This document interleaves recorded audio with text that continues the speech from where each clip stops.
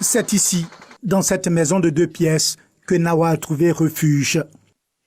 Sa maison a été démolie dès le démarrage des travaux de construction du stade olympique de Bempé. Avant, je faisais boy pour travailler pour les gens. Donc, j'ai gagné un peu d'argent. J'ai dit, je m'ai payé terre pour construire. Et ça, j'ai payé terre maintenant pour construire 3 chambres salon. Donc, un coup, je suis allé vendre. Je viens trouver qu'ils ont cassé la maison. Ils ont enlevé tout mon bagage dedans. Vous avez combien d'enfants ici? Il y a 8 enfants. Pour les enfants, ce sont des habitudes de vie brisées et ils doivent s'y faire. Mais Nawa et sa famille sont pleins de reconnaissance envers cet homme. C'est lui qui les a accueillis ici.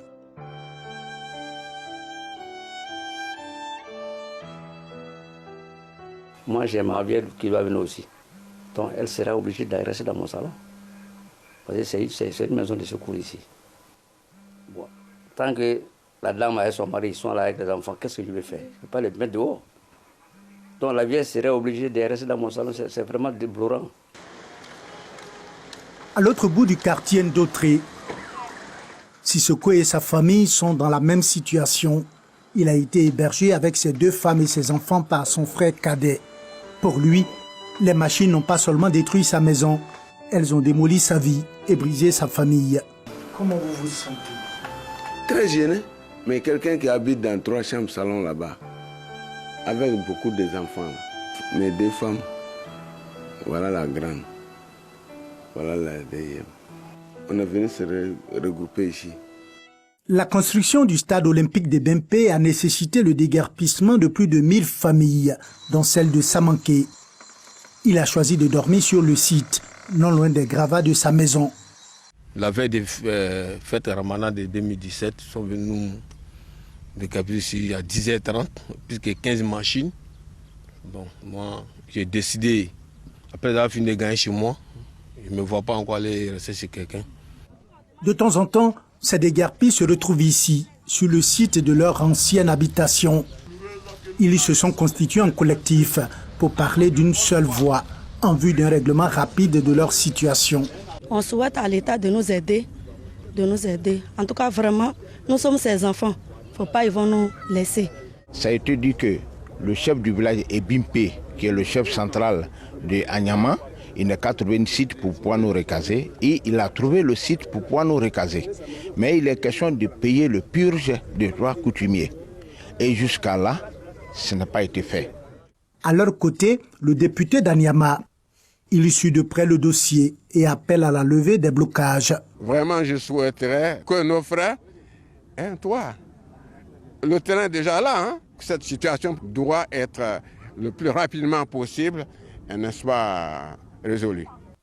À la chefferie de Bempé, le problème est bien connu. La question fait l'objet de traitement par le chef et ses notables. Un nouveau site de recasement a été trouvé. Il ne reste plus que la purge des droits coutumiers relatifs au nouveau site. Tous les jours, les déguerpis sont avec moi ici. Chaque semaine, je les reçois.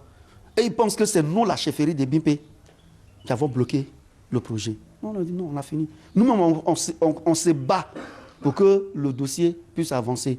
Parce que nous, qu'est-ce qu'on a à avoir à bloquer le dossier? Ce sont nos terres qu'on a mis à la disposition de l'État. 12 mois que le site de recasement des déguerpis a été trouvé. L'attente pour la purge des droits coutumiers se fait longue. Pour en savoir les causes, nous nous rendons à l'Office national des sports. C'est cette structure qui a piloté le dossier du site du stade olympique. La directrice est formelle. Le site est classé d'utilité publique.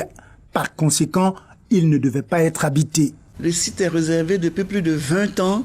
Il y a même un décret d'utilité publique qui a été pris sur ce site-là, sur les 267 hectares. Mieux encore, nous savons que beaucoup de sous-préfets se sont succédés là.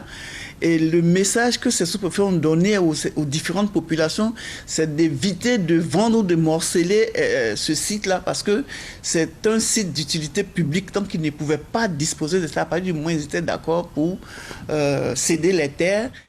Ce sont 6 milliards de francs CFA que l'État doit verser aux 76 détenteurs de droits coutumiers relatifs à l'acquisition des 267 hectares de la cité olympique. Au ministère de la Construction, du Logement, de l'Assainissement et de l'Urbanisme, le dossier est bien connu ici, mais avec un point d'achoppement. Ce qui coince, c'est qu'il y a des vérifications à faire. La partie qui nous incombe, c'est-à-dire identifier un site, c'est fait. Nos services techniques sont allés délimiter la zone, tout et tout. Mais l'autre partie, comment je paye M. X qui est détenteur de droits coutumiers? Comment je le paye?